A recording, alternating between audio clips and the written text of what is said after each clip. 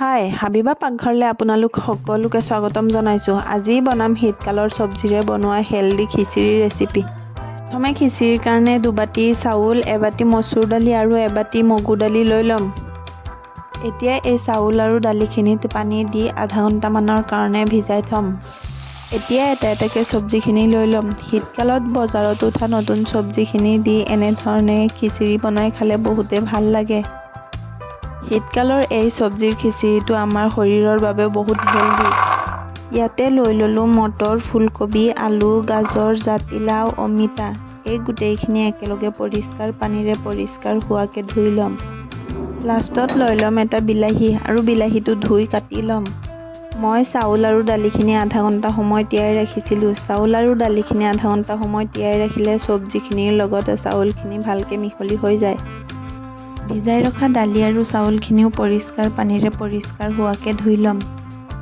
আৰু এতিয়া ইয়াতে লৈ ল'ম থেতু কৰি থোৱা পিঁয়াজ, নহৰু আৰু কেঁচা জলকীয়া, পিহি ৰখা আদা, কাটি থোৱা কেঁচা জলকীয়া, কাটি থোৱা পিঁয়াজ, লগতে লৈ ল'ম থেতু কৰি থোৱা নহৰু।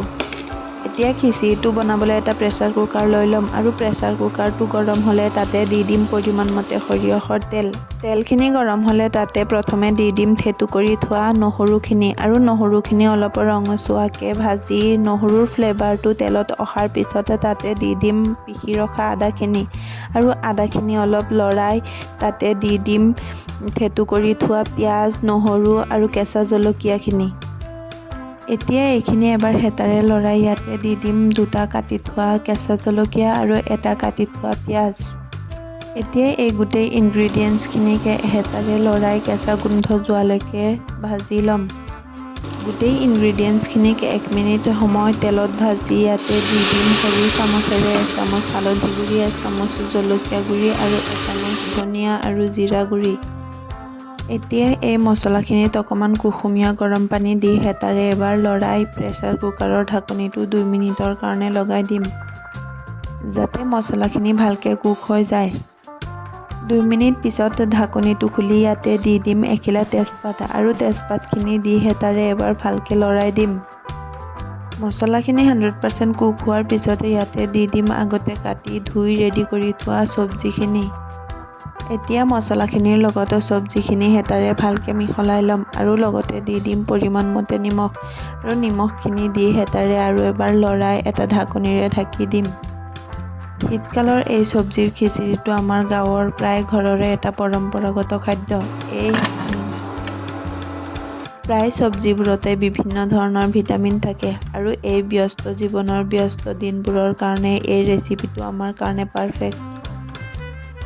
চব্জিখিনি 50% কুক হোৱাৰ পিছতে ঢাকনিটো খুলি ইয়াতে দি দিম অকণমান গৰম মছলা। গৰম মছলা পেকেটৰ গৰম মছলাটোও দিছিলোঁ আৰু মই ঘৰতে বনাই থৈছিলোঁ সেইটোও দিছিলোঁ। এতিয়া চব্জিখিনি আৰু এবাৰ হেতাৰে লৰাই ঢাকনিটো লগাই দিম যাতে গৰম মছলাৰ ফ্লেভাৰখিনি চব্জিত আহে।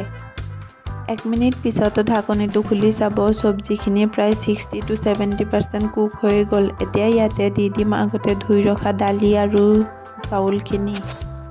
দালি আৰু চাউলখিনি দি হেতাৰে চব্জি, দালি, চাউল গোটেইখিনি ভালকৈ মিহলাই ল'ম।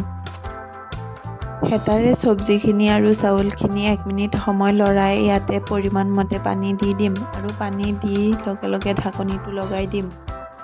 কোনোবাই খিচিৰি আকৌ অলপ পাতলকৈ খাই ভাল পায় আৰু কোনোবাই ডাঠকৈ খাই ভাল পায়। আপোনালোকে নিজৰ পচন্দ অনুযায়ী পৰিমাণ মতে পানীটো দিব। 1 বা 2টা চিটি অহাৰ পিছতে এয়া আমাৰ খিচিৰি ৰেডি হৈ গ'ল। যদি আমি খিচিৰি বনাওঁতে চাউলখিনি আধা ঘণ্টা সময় ভিজাই থওঁ আৰু চব্জিখিনিও 50% কুক কৰি পিছত প্ৰেছাৰ কুকাৰটোক চিটি আহিব দিওঁ, তেতিয়া আমাৰ খিচিৰি 1 বা 2টা চিটি দিলেই হৈ যাব। যদি আমি খিচিৰিটো ইনষ্টেণ্ট অলপ সোনকালে বনাব বিচাৰোঁ তেতিয়া আমাৰ খিচিৰিটোক 3 পৰা 4টা চিটি দিব লাগিব। এই চব্জিৰ খিচিৰিটো আপোনালোকে আচাৰ, পাপৰ, মাছৰ ভাজি, ডিম এইবিলাকৰ লগত ছাৰ্ভ কৰি খাব পাৰে। আৰু যদি ভিডিঅ'টো আপোনালোকৰ ভাল লাগিছে তেতিয়া লাইক, শ্বেয়াৰ এণ্ড ছাবস্ক্ৰাইব কৰিবলৈ নাপাহৰিব।